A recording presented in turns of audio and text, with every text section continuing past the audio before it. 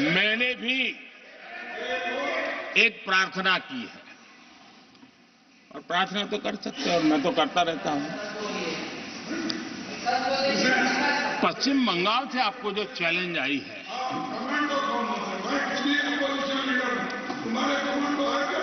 और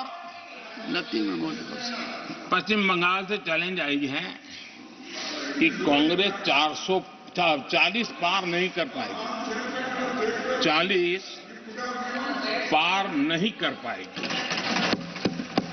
मैं प्रार्थना करता हूं कि आप 40 बचा पाएं।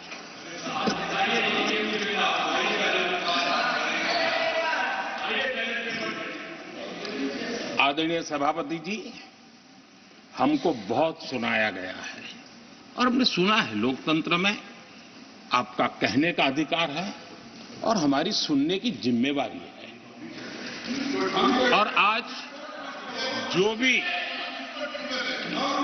जो भी बातें हुई हैं उसको मुझे देश के सामने रखनी चाहिए और इसलिए मैं प्रयास करूंगा।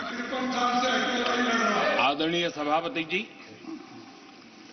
ये जब सुनता हूं, उधर भी सुना इधर भी सुना, मेरा विश्वास पक्का हो गया है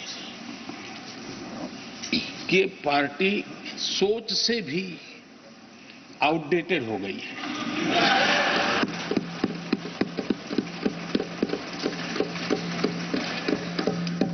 और जब सोच आउटडेटेड हो गई है तो उन्होंने अपना कामकाज भी आउटसोर्स कर दिया है।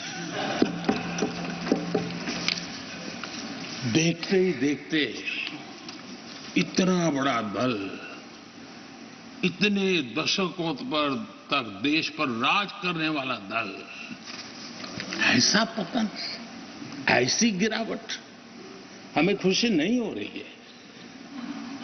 हमारी आपके प्रति संवेदनाएं हैं, लेकिन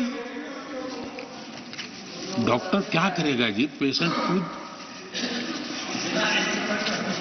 आगे क्या बोलूं?